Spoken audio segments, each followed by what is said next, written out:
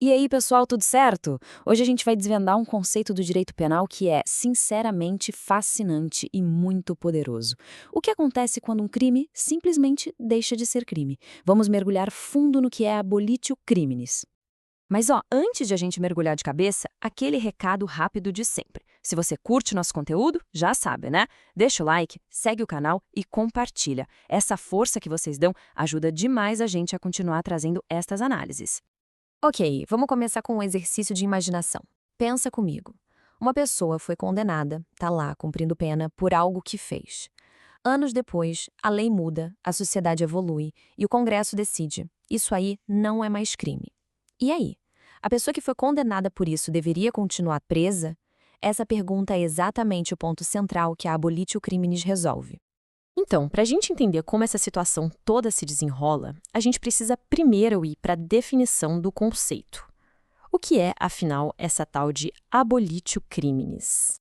Tá aí, abolitio criminis. O nome vem do latim e quer dizer literalmente abolição do crime.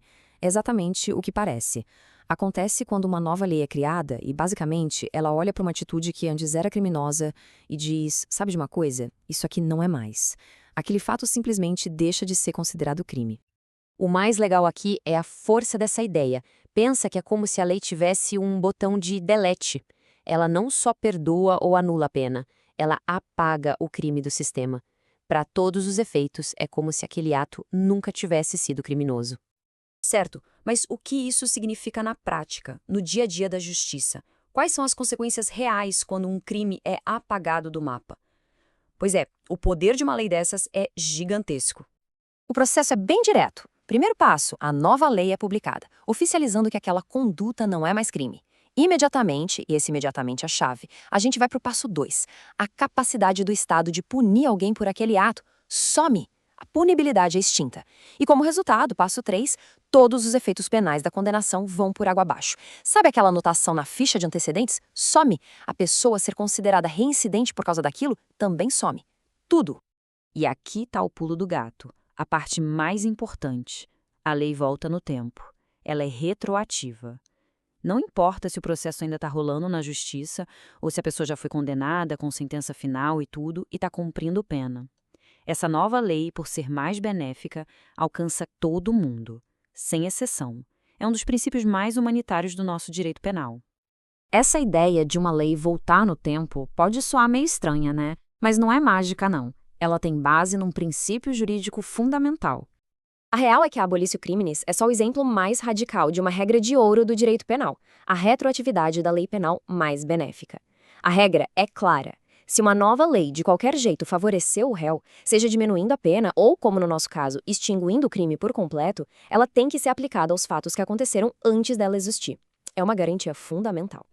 E aí, uma pausa rápida. Se essa análise está ajudando a clarear as coisas, que tal dar uma força para o nosso trabalho? Compartilha com os amigos, manda naquele grupo de estudos, posta nas suas redes. Isso ajuda demais o nosso canal a crescer e a gente a produzir mais conteúdos como este.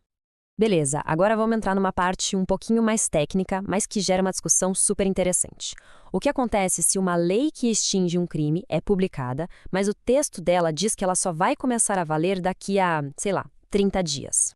Esse período de espera tem um nome, vacatio legis. É um tempo que a própria lei estabelece para que todo mundo, a sociedade, os advogados, os juízes, possa conhecer a nova regra e se adaptar antes que ela comece a valer para valer. E é aqui que o debate começa. De um lado, tem a visão formalista, que diz, olha, a lei é clara, se ela não está em vigor, não pode ser aplicada. Ponto. A gente precisa respeitar esse prazo para garantir a segurança jurídica. Do outro lado, tem a visão axiológica, que foca nos valores. Ela argumenta que princípios como justiça e dignidade humana são mais importantes que a formalidade. Pô, se o Estado já decidiu que aquilo não vai mais ser crime, que sentido faz manter alguém preso por isso? E essa citação do jurista Guilherme Nucci, em quem a gente baseou parte desta análise, resume perfeitamente o peso desse segundo argumento. Ele joga a pergunta no ar e é uma pergunta muito forte. É justo? É digno?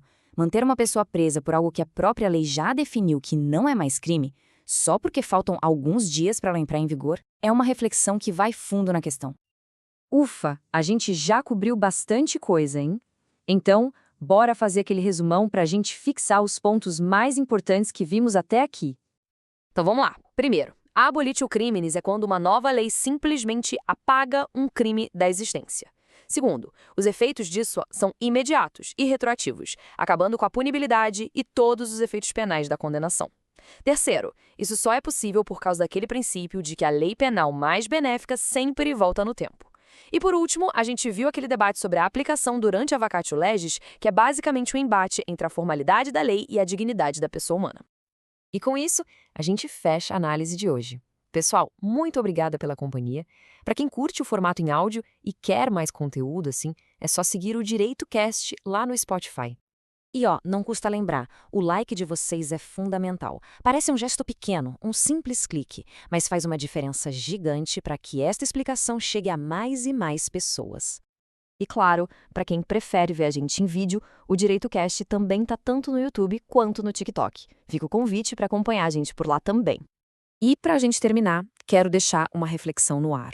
Se a gente parte do princípio que a lei é um espelho dos valores da sociedade e que a sociedade está sempre mudando, o que a existência de um mecanismo como a abolitio criminis, que literalmente apaga crimes do passado, nos diz sobre a nossa própria evolução, sobre a nossa busca por um conceito cada vez melhor de justiça? Fica aí a pergunta. Até a próxima.